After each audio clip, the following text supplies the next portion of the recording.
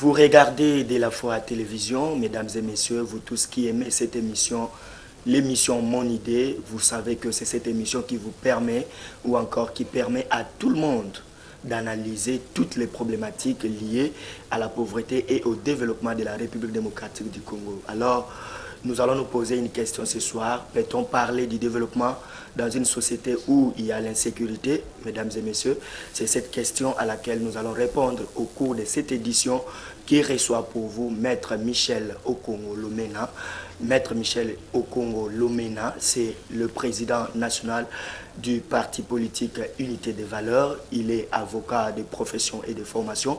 Il a son cabinet d'avocat en Suisse, mais aussi il faut retenir que c'est un ancien candidat à l'élection présidentielle de 2018, mais il avait retiré bien sûr sa candidature. Alors nous allons savoir plus par rapport à ça, pourquoi a-t-il retiré sa candidature et pourquoi il n'a pas pu continuer cette course-là.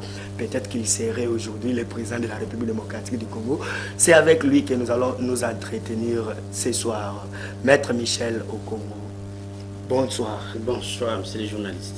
Bienvenue encore à De la Foi Télévision. Merci de m'avoir invité.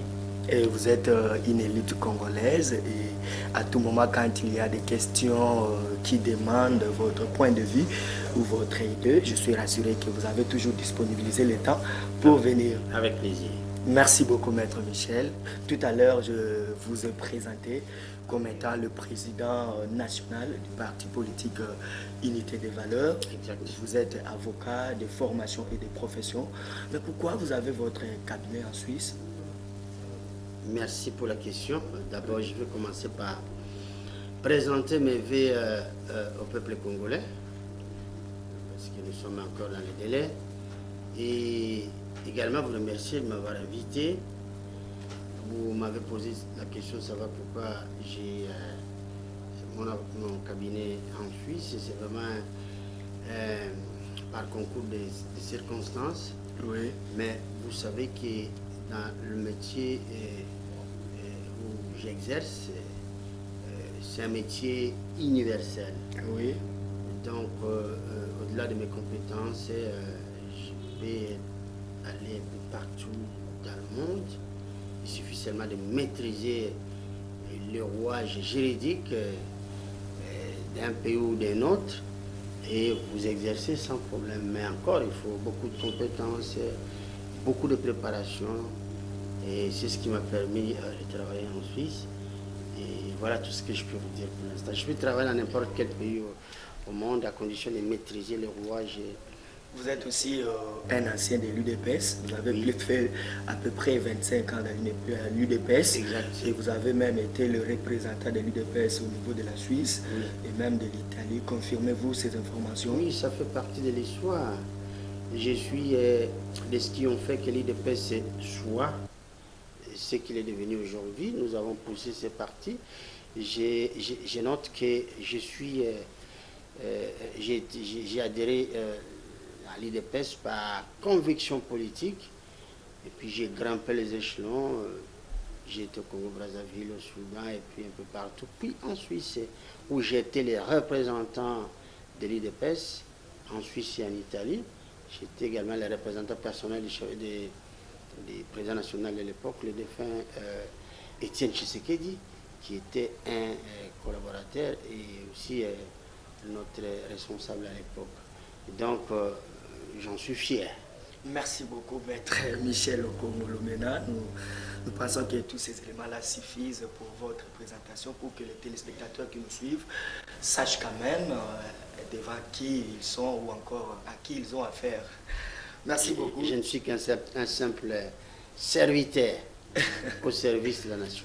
Merci beaucoup, Maître Michel. Vous êtes un parti de l'opposition ou vous êtes aujourd'hui proche du pouvoir?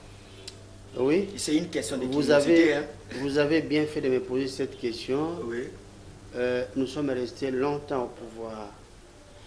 Figurez-vous, lorsque on essaie de compiler, de survoler un peu l'histoire électorale, vous verrez que si les 21 candidats qui étaient à liste, oui, et les résultats nous ont présentés deux types des candidats. Donc vous avez ceux qui étaient à la tête des courses, donc, et puis d'autres. Ce que je considère comme étant à la tête des courses, ce sont des gens qui ont eu des millions de voix. Et vous avez, par rapport aux résultats qui nous ont été présentés, vous avez les premiers, celui qui est sorti, le chef de l'État actuel, qui était de l'opposition. Et les suivants, celui qui l'a suivi, celui qui est venu en deuxième position, était également de l'opposition. Ça veut dire que les deux, Fayoulou et Tshisekedi, étaient de l'opposition. Le troisième, c'était Fayoulou qui était du pouvoir. Ça veut dire que c'était... Chadari, pardon. Donc, c'est une victoire de l'opposition d'abord. Oui. Donc, partant, l'unité de valeur ne se considère plus comme étant dans l'opposition. Et surtout, n'oubliez pas qu'on ne s'oppose pas aux individus, mais au système. Donc, même si Kabila, aujourd'hui, par magie, allait changer, faire ce que le peuple lui réclamait, on n'allait plus faire l'opposition. Mais logiquement, nous ne sommes plus de l'opposition. Mais nous ne travaillons plus, nous ne sommes pas au pouvoir. Donc, je ne peux pas dire que nous sommes des mèches avec les présidents au pouvoir, mais logiquement, nous sommes de l'opposition, mais nous ne sommes pas aux affaires aujourd'hui. Okay. Voilà. Merci beaucoup, Maître Michel Okoumbo. Vous êtes une élite congolaise, mais aussi vous avez vécu un peu ailleurs, c'est-à-dire en Suisse et dans d'autres pays de l'Occident, par exemple. Est-ce qu'on peut parler du développement, sinon de l'émergence, dans une société où il y a l'insécurité, sinon les conflits armés? Là, on fait très attention parce que le mot insécurité, c'est un mot qui est vraiment large. Voilà. Parce qu'on peut aussi avoir l'insécurité alimentaire. Oui. Vous voyez, on peut avoir l'insécurité climatique. Donc tout cela, ça fait partie de l'insécurité. L'insécurité n'est jamais chronique. Vous voyez ce qui se passe en Australie aujourd'hui. Oui. Donc les Australiens sont en insécurité parce qu'il y a les feux, il y a les incendies. Mais chez nous, c'est autre chose.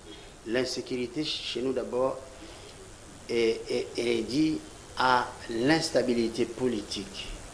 Vous voyez, tout est parti de là. Et notre système politique est instable et s'entraîne d'autres secteurs dans l'instabilité. Et c'est ce qui crée l'insécurité. Parce que lorsqu'on parle de sécurité, on voit par exemple l'Est de notre pays, oui, qui n'est jamais sécurisé, que les autorités compétentes n'arrivent pas à sécuriser. D'où vous avez ce que vous dites, l'insécurité. Donc avec l'insécurité, donc c'est comme si on vous demande de danser dans une piste instable. Une piste, une plaque qui est en train de tourner, on vous met la musique, on vous dit dansez sur cette piste-là, vous n'y arriverez pas. Donc le Congo est à l'image de cette piste-là, de ces danseurs, c'est une piste instable. Logiquement, on ne peut pas émerger, on ne peut pas construire dans l'insécurité. On ne peut pas émerger, on ne peut pas construire dans l'insécurité. Maître Michel, est-ce que l'insécurité en question, parlant par exemple de manque de la paix, du manque de la paix par exemple, est-ce que cela influe directement, par exemple, le secteur de l'investissement? Oui, je ne sais pas comment vous concevez l'investissement, parce que nous avons toujours tendance à avoir les regards tournés vers l'extérieur. L'homme congolais, même congolais, peut investir depuis ici. Oui. Moi, je me souviens, là où il y a la guerre, généralement, comme à l'Est, oui, les gens ne peuvent pas aller cultiver, par exemple. Les gens ne peuvent pas se donner à d'autres activités, tout simplement parce qu'il y a insécurité. Donc, on ne peut ni produire, ni investir. Parce que l'investissement va de pair avec la production. Vous voyez? Donc, on peut investir de l'énergie, on peut investir de l'argent, on peut investir tout ce qu'on veut, mais pour le faire, il faut qu'il y ait des garanties sécuritaires. Or, chez nous, nous avons un problème, même dans la ville de Kinshasa. Regardez même avec Kinbopeto. Les gens, j'ai vu les gens s'activer, faire un peu de bénévolat, et ceux qui étaient rémunérés également faisaient la même chose. sortir, investir leur énergie, leur temps, sortir toute la saleté qu'on avait dans les caniveaux. Et puis, la suite, c'est que personne ne venait faire les ramassages. Donc là aussi, nous sommes dans une autre forme de l'insécurité. Forme d'insécurité. C'est aussi une forme d'insécurité. Ça peut créer même sur les problèmes sur les plans sanitaires. Exactement. Donc, nous avons plusieurs types d'insécurité chez nous ici. Crise de confiance engendre également une insécurité. Donc, il faut repartir sur de nouvelles bases. Alors, Maître Michel, tout à l'heure, vous étiez en train de dire que là où il y a l'insécurité, là où il y a manque de la paix, il y a ces problèmes-là de gens qui ne peuvent même pas produire. Donc, c'est pour dire que l'insécurité détruit même la production locale et puis même la production de l'extérieur aura du mal à se vivre dans cette société. Oui, mais prenons les faits. Les faits. Les faits sont là. Lorsque vous avez aujourd'hui, avec ce qui se passe dans notre pays aujourd'hui, ou même pour exploiter nos propres ressources que nous avons, ça pose un problème.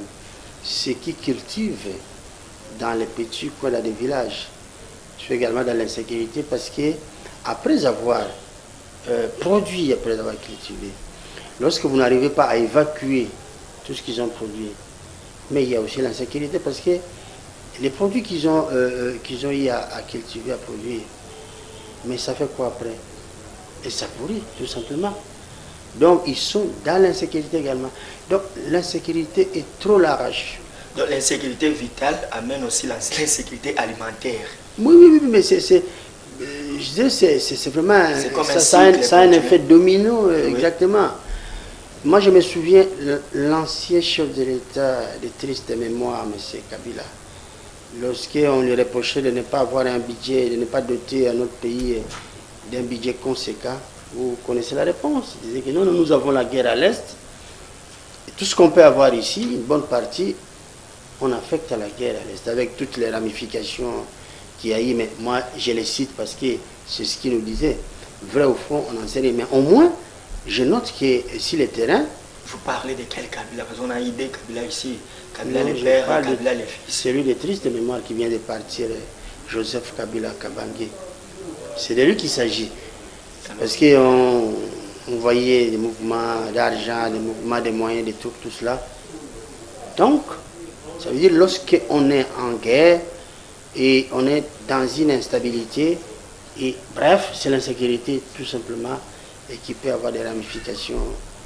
Donc l'argent qui peut être affecté dans d'autres domaines de la vie, cet argent-là, c'est ce qu'on affecte pour combattre les groupes armés. Donc, on n'a pas l'émergence. Lorsqu'on est focalisé uniquement pour des problèmes de sécurité, mais encore une fois, chez nous, on n'a pas pu apporter de très bonnes solutions. Peut-être on en parlera. Avec les temps, vous allez me poser la question. Oui, il y a des questions prévues pour ça. Donc, il fallait attaquer le mal à la racine. Ça n'a jamais été le cas. À la source. Chez nous, nous n'avons pas une insécurité chronique, mais une insécurité récurrente. Qui va, qui revient, tout simplement parce qu'on n'apporte pas de bonnes solutions. Mais c'est bien qu'on ait ce genre d'émission pour expliquer aux Congolais que avant de songer à investir, avant de songer à s'émanciper, il faut combattre d'abord l'insécurité. Parce que l'insécurité est semblable à cette piste tournante dont j'ai dit en mouvement, où on vous demande de danser. Vous imaginez, vous êtes sur une plaque, sans cesse en mouvement, on vient vous demander de danser. Même si vous êtes un bon danseur, vous ne saurez pas le faire parce que vous êtes dans l'insécurité et dans l'instabilité. Et c'est la population congolaise qui en pâtit. Il y a les taux de chômage qui ne fait que s'élever chaque année, malgré qu'il y ait plutôt de diplômés qui sortent chaque année dans nos différentes universités. Il n'y a pas d'emploi et ça crée vraiment des problèmes au niveau social. Ça affaiblit notre pays. Ça affaiblit également l'Afrique. Parce que vous savez, le Congo, ce n'est pas seulement... Le Congo a une vocation. Le Congo a une vocation africaine et internationale, mondiale, je voulais dire. Donc, les Congolais doivent être en mesure de porter le Congo, il faut le porter sous tous ses angles. Et si nous nous focalisons, parce que ce qui est fait aujourd'hui, c'est fait sciemment pour faire en sorte que le Congo puisse marcher perpétuellement à reculons. Nous devons nous asseoir, trouver de bonnes solutions parce qu'on ne peut pas parler émergence, développement, alors que vous avez des foyers de tension, alors que vous avez l'insécurité qui s'installe. Donc il faut ce genre d'émission pour sensibiliser les Congolais, afin que les Congolais puissent comprendre que l'insécurité, il faut la combattre, il faut la vaincre. Nous avons proposé l'érection d'un mur de sécurité. Alors, à la frontière. On va y arriver. On va parler de ça, maître. Vous êtes sans ignorer, en tant que président d'un parti politique, et surtout en tant que Congolais, vous êtes sans ignorer que la République démocratique du Congo est toujours menacée, surtout dans sa partie est. Nous sommes dans le nord Kivu, par exemple, où il y a toujours des groupes armés qui créent toujours de l'insécurité. La population est à tout moment massacrée et les voix s'élèvent partout vraiment. Les voix s'élèvent, alors que l'on parle par exemple de déplacement des populations qui vivaient dans certaines localités du nord Kivu, et ces populations-là ne font que se déplacer et les villages se vident à tout moment. Vous pensez que c'est un manque à gagner lorsque les populations laissent les villages comme ça sans qu'il y ait des gens qui les habitent? Vous savez, là je veux parler en tant qu'acteur politique. Ne nous voilons pas la face. Dans cette histoire dont vous évoquez, il y a à boire et à manger. Depuis 2013, lorsque j'avais évalué la situation, j'avais clairement dit que dans ce pays, nous avons à la fois les pompiers et les pyromanes. Il allume les feux, il fait semblant d'aller éteindre. Il ne faut pas se voiler la face aujourd'hui. Il s'agit de notre pays. Nous n'avons qu'un seul pays. Lorsqu'on aborde les questions sensibles de notre pays, il faut le faire avec sincérité, avec détermination. L'émission est axée sur le développement. Mais on ne peut parler de développement alors que nous sommes en insécurité. Maintenant, cette population qui se déplace, par exemple, c'est un manque à gagner dans la production agricole. Je viens d'arriver, c'est un manque à gagner. Et puis après, je ne sais pas comment nous allons faire pour récupérer cette terre-là, parce que c'est fait sciemment. Les Rwandais sont en train de transplanter des populations venues d'ailleurs dans notre territoire. Vous voyez, c'est fait sciemment. Et puis les gens crient au loup, écoutez, balkanisés, tout ça. Mais l'eau qui tombe goutte à goutte, dit-on, finit par creuser une pierre. Essayons de nous rendre compte que ce qui se passe du jour au jour constitue un danger. Donc avec ça, nous ne pouvons pas parler de développement parce que vous avez nos populations qui vivent dans la partie est, qui sont dans l'insécurité de manière perpétuelle, de manière permanente. Donc c'est exclu. Or, lorsque vous avez cette partie de notre pays qui n'arrive plus à produire, il y a directement un impact ici chez nous, parce que moi je me souviens du temps de Mobutu.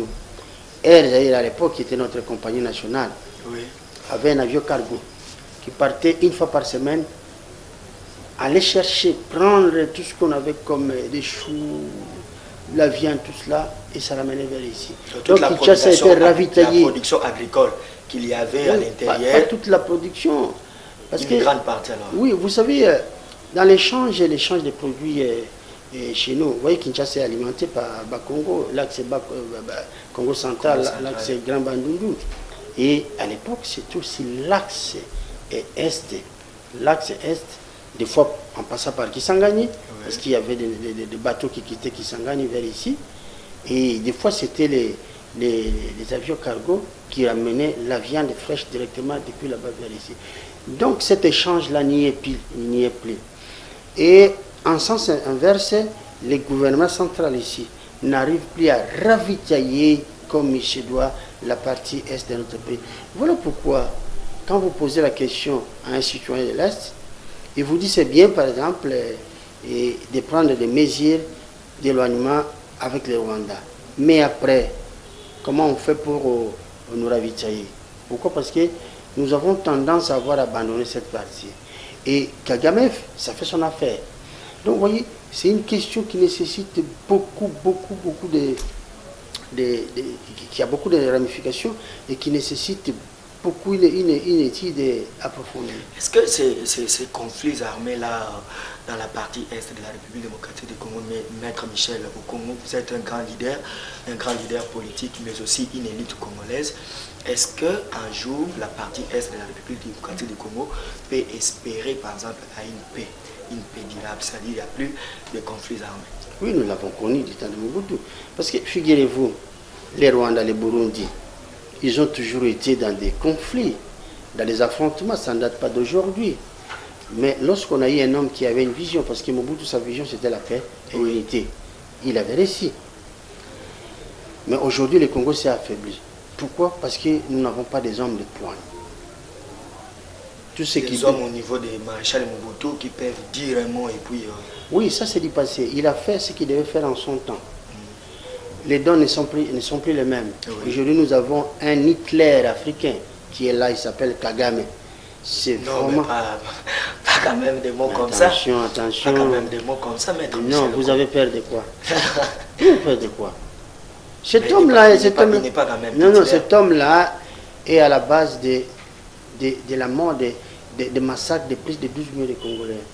Vous voyez, Hitler était, pendant 5 ans, Hitler était responsable de 50 millions de personnes à travers le monde.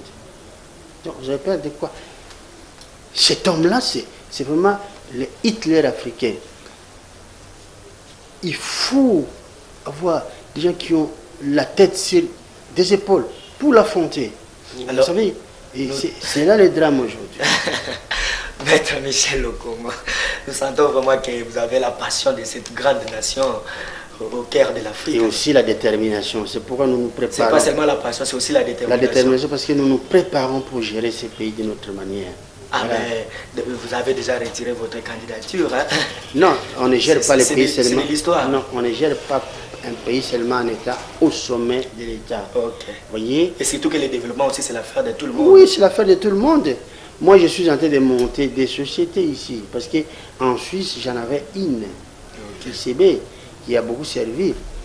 Mais aussi, je vais faire la même chose ici. Okay. Je vais gérer beaucoup de choses à travers ce que je vais offrir aux Congolais. Vous voyez? Mais tout en restant un acteur politique parce que j'ai des idées à faire passer. Pour le faire passer, je dois passer par la politique. C'est pourquoi je vous dis, le Congo est costaud. Pour porter le Congo, les grands léopards. Oui, il faut également des costauds, des hommes solides. Et pour l'instant, malheureusement, nous n'avons pas de gens qui soient à la hauteur. Il faut peut-être les compter sur les bouts du doigt. Alors, par rapport toujours à cette situation-là, il y a, je commence par les hommes de Dieu, il y a le cardinal Fridolin Ambongo, l'archevêque de Kinshasa, qui récemment, lors de sa visite dans le territoire de Béni, je parle là de 27 au 31 décembre dernier ici, il était là, il a vu ce qu'il a vu et pour lui, il faut que les autorités congolaises renforcent la diplomatie avec les pays voisins. Mais de son côté, il y a un autre homme de Dieu, il s'agit là de M. André Bekounou, les représentants légaux de l'ECC, c'est-à-dire l'Église du Christ au Congo. Lui pense plutôt que le chef de l'État actuel devait mettre autour d'une table toutes les forces vives de la République pour prendre des solutions qu'il faut. Mais aussi, il y a un acteur politique comme vous qui s'appelle Adolphe Muzito, il est coordonnateur de la plateforme Lamuka. Lui pense qu'il faut simplement faire la guerre avec le Rwanda. Alors, vous, unité des valeurs, vous êtes aussi un parti politique et vous-même en tant que leader politique, quelle est votre position par rapport à ces trois positions-là? Vous avez une autre où vous mêlez à l'une de ces solutions plutôt. C'est dommage que nous ayons seulement 45 minutes. Vous m'amenez dans un terrain glissant parce que vous avez parlé des hommes de Dieu. Vous voyez? Je vais vous dire une chose. La Bible nous dit que Dieu nous dit dans la Bible que ne jugez pas, mais moins. Vous voyez? Mais, moins. Mais vous parlez des hommes de Dieu. Et je suis au regret de vous dire que aujourd'hui, parmi les gens qui tirent le Congo vers là-bas, il y a ce dont vous appelez, entre guillemets, les hommes de Dieu. Ce que vous voyez, je suis un homme d'État. Je connais beaucoup sur beaucoup. Je connais également beaucoup sur l'Église catholique que je respecte. Oui. Mais puisqu'il s'agit des hommes de Dieu, dans l'ensemble, on connaît aussi beaucoup ce qui se passe aujourd'hui à travers le monde. Alors, votre position à vous mettre. J'en arrive, vous me citez déjà. Oui. C'est pourquoi je vous dis, Oui. et chacun, d'abord, de manière individuelle, chacun doit assumer ses actes et ses propos. Moi, je ne peux pas commenter ce que Bokundo a fait. C'est un Congolais d'abord, à part entière. Par qu'il soit un homme de Dieu, c'est un Congolais. Il doit assumer ce qu'il fait. Il veut qu'il y ait un dialogue, mais qu'il n'oublie pas que dans ce pays, nous sommes bantous. Le dialogue fait partie de notre culture. Oui. Mais j'ai dit que dans tout ce que nous avons fait, dans tous les dialogues que nous avons eus, on n'a jamais été sincère. Et c'est ça le drame. Comment ça? Mais on n'a jamais été sincère. Vous dites une chose aujourd'hui, et puis demain, c'est une autre chose. Et puis, les gens viennent dans les dialogues avec des agendas cachés. Donc l'option du dialogue, il faut déjà l'écarter. Non, non, je ne dis pas qu'il faut l'écarter. Il doit assumer ce qu'il dit et ce qu'il fait. Il veut un dialogue. Vraiment qu'il ait les liens solides, qu'il puisse tracer les chemins et comment ça va se passer et ça va aboutir à quoi. C'est sa responsabilité. Maintenant, ce que dit le cardinal Ambongo, lui c'est un homme de paix. L'Église généralement a une vocation de paix. Donc, je peux comprendre que si on dit qu'il faut la diplomatie, donc il revient au dialogue aussi, il faut discuter. Mais on ne va pas dialoguer en position de faiblesse. Parce que la diplomatie, ça veut dire qu'il faut aller discuter avec les autres. Mais vous discutez avec Kagame, alors que dans notre armée infiltrée, le ministère public, disons, tout ce que nous avons, tous les secteurs de la vie publique sont infiltrés. Et vous irez discuter comment avec cet homme-là, si le plan diplomatique, vous êtes affaibli au départ. C'est pourquoi beaucoup de dialogues n'ont pas, beaucoup de démarches diplomatiques n'ont jamais abouti.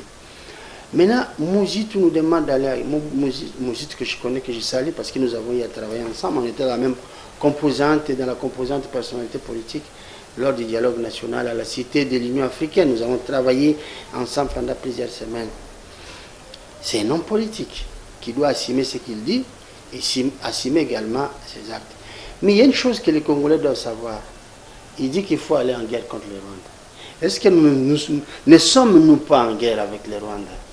On ne vous a jamais parlé de nos forces armées qui sont dans la partie Est, mais ils se battent avec lesquelles? C'est avec les Rwandais. Donc nous sommes déjà en guerre. Et j'attends toujours le moment où vous allez me poser la question pour savoir quelle est notre proposition. Parce que nous avons compris qu'avec les Rwandais et aussi les Burundi et l'Ouganda, mais surtout avec les Rwandais, que n'avons-nous pas fait? Nous avons commencé par le dialogue, on a dialogué, on a signé des accords, ça n'a jamais marché. Et à un moment donné, ils ont pris les armes, nous également, nous avons pris les armes. Ça n'a jamais marché. Et c'est pourquoi nous avons trouvé une autre chose. Je garde le meilleur pour la fin. Lorsque vous allez me poser la question de savoir. J'avais déjà posé cette question. Quelle est votre position? Mais nous disons, par rapport à tout cela? Pour l'insécurité à l'Est, oui, il faut ériger un mur de sécurité entre les frontières entre le Rwanda et notre pays. Comme il en existe. Un mur de sécurité, Maître Michel, là vous créez encore un autre problème. Et puis récemment, on a entendu aussi le président, lors de son élection, le président des États-Unis, Donald Trump, qui voulait que l'on érige aussi un mur entre son pays et le Mexique. Mais ça existe. Et vous avez vu non, mais ça existe. Les voix se sont élevées. Non, ça existe. Les voix se sont élevées. Ça existe. il parlait de renforcement de ces... Ça existe. Mais les voix se sont élevées quand même que... Non, l'émir existe, documentez-vous. Mais c'est ce que je dis. Mais pourquoi les voix se sont élevées alors? C'est que les gens ne sont pas d'accord. Non, mais vérifiez. Vous êtes un journaliste de grande renommée. Vérifiez, vous allez voir que l'émir existe. Entre le Mexique et les États-Unis, entre la Palestine et Israël, il y en a 41 à travers le monde. Mais nous avons un problème avec les Rwandais. Nous sommes dans un état de faiblesse.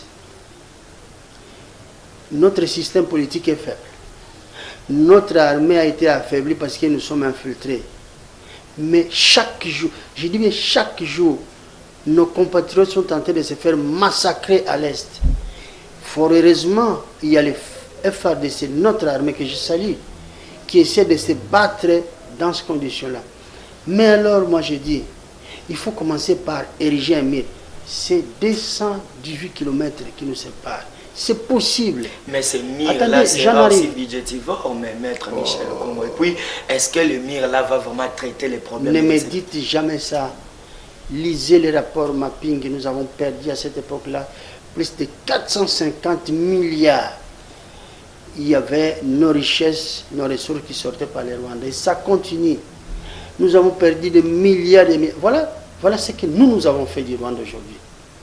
L'irresponsabilité congolaise a fait que le Rwanda d'aujourd'hui est en train d'émerger avec l'argent qu'il a eu à voler chez nous. Mais de toute façon, ne vous en faites pas, nous allons nous occuper de lui. Nos enfants également vont faire la même chose. Ce que je voulais dire,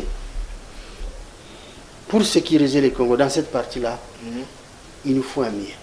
C'est 218 petits kilomètres. Est-ce que ça va comme avec traiter l'Angola? le problème? Ça va finir le problème. Parce que vous avez dit vous-même qu'il faut que l'on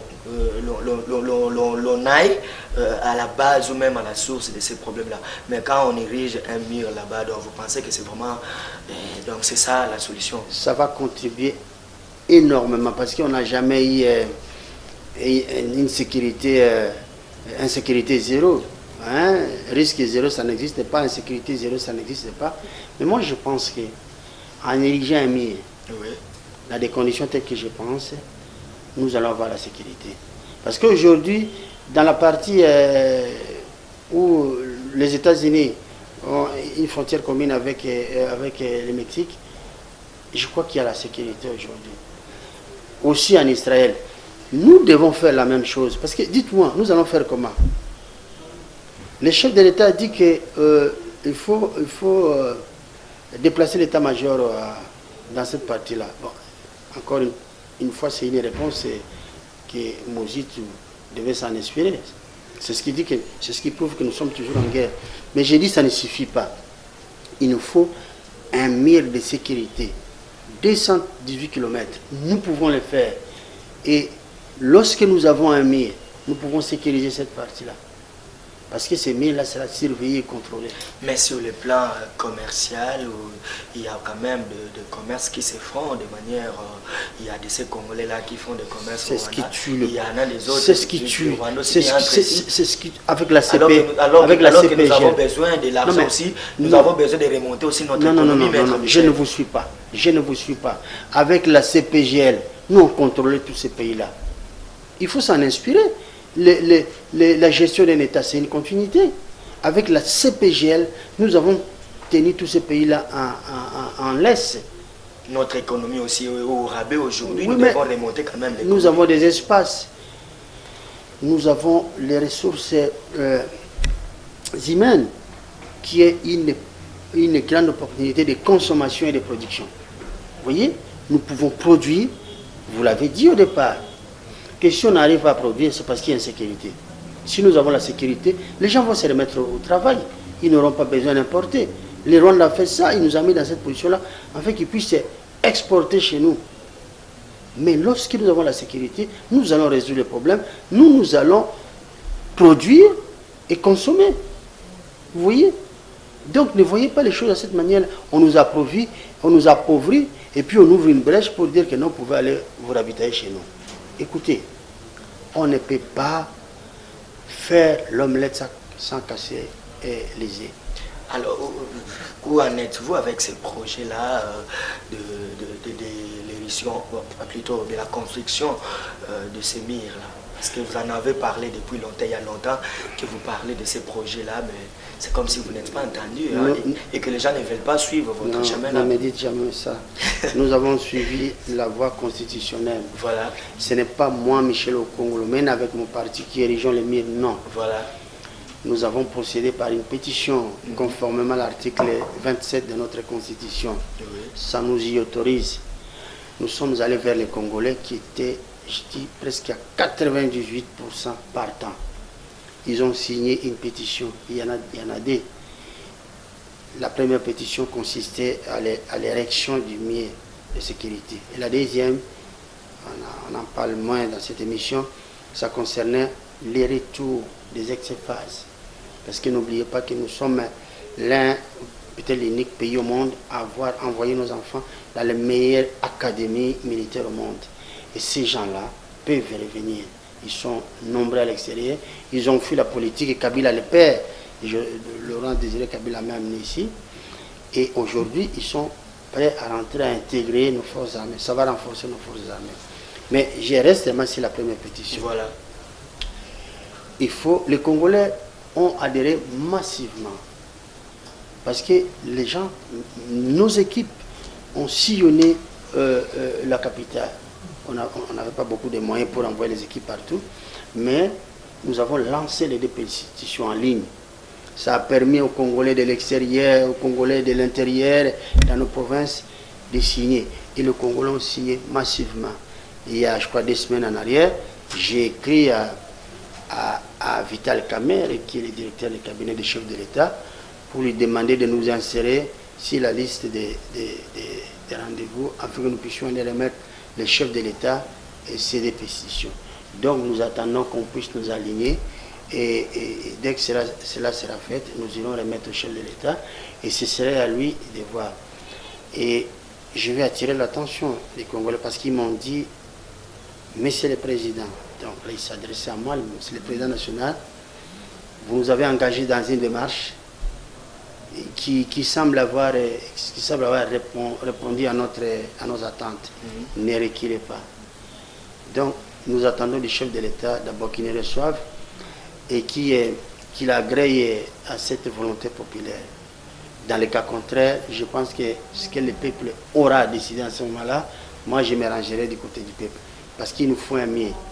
Il nous faut un mur, il nous faut vraiment un mur, afin que nous puissions mettre... Parce que s'il n'y a pas un mur à ce moment-là, tout le monde va rejoindre Mouzito. Alors vous dites ça par passion, vous dites ça parce que vous ne voulez pas que le Congo reste toujours dans le sous-développement auquel il se trouve aujourd'hui, ou vous dites ça simplement pour que la paix revienne? Non, je l'ai dit avec gravité. Parce que je suis de ceux qui ont défendu ces pays-là, valablement partout où j'étais. J'étais un peu l'ambassadeur de notre pays partout où je suis passé parce que j'étais le bon modèle pour notre République, mais également pour nos concitoyens. Donc je l'ai dit avec gravité, parce qu'on ne peut pas imaginer. Vous voyez, si le plan, nous avons notre carte aujourd'hui, le Congo n'est plus ce qu'il est. Donc virtuellement, le Congo est déjà morcelé, virtuellement, vous voyez. Maintenant, nous devons recouvrer l'effectivité de notre souveraineté. Et c'est ça mon combat. Donc, je l'ai dit avec gravité. Et derrière moi, j'ai des millions de Congolais qui me suivent, qui adhèrent à ma pensée. Il faut partir par là. Alors, maître, petit à petit, on nous fait déjà signe que nous arrivons petit à petit à la fin de notre entretien. Maître, peut-on ici... confirmer, sinon affirmer que la paix, c'est le gage du développement?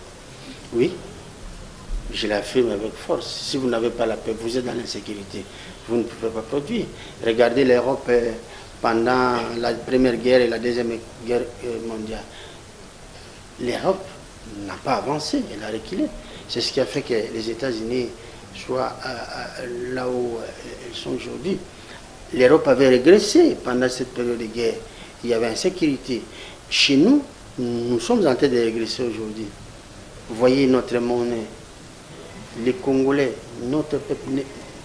Les Congolais aujourd'hui, il n'est plus compétitif sur tous les plans.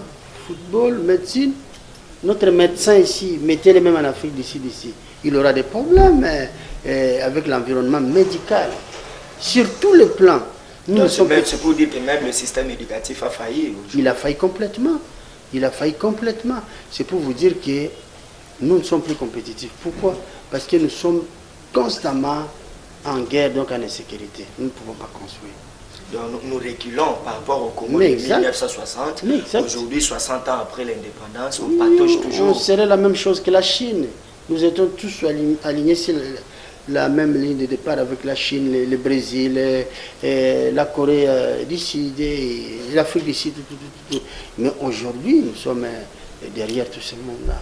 Donc pourquoi? Parce qu'il y a insécurité politique, insécurité militaire, et on n'avance pas. Même insécurité environnementale. Oui, tout ça s'est mélangé. Donc bref, nous tombons dans l'insécurité, on n'y arrive pas. Alors il faut que ça change. Alors maître, il y a des Congolais qui nous suivent de partout à travers le monde.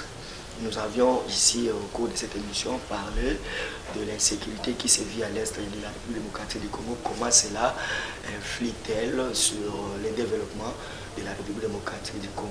En un mot, maître, les gens qui nous suivent, qu'est-ce qu'ils peuvent retenir de notre émission de ce soir? D'abord, nous devons avoir foi en Dieu. Oui. Avoir l'amour du prochain. Et puis être sincère dans tout ce que nous faisons. Il faut savoir pardonner. Parce que la plus belle femme du monde ne peut donner que ce qu'elle a. Nous avons eu des dirigeants politiques qui ont accédé au pouvoir par opportunité. Donc ils n'y arrivent pas.